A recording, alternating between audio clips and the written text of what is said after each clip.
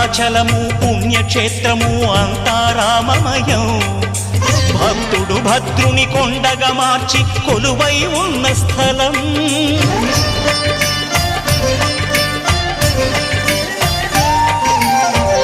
భక్తితో రామదాసు ఈ ఆలయమును కట్టించనయా.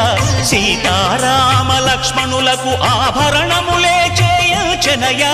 పంచవటిని ఆ జానకి రాముల పర్ణశాల అదిగో. సీతారాములు జలకములాడిన శేషతీర్థమదిగో.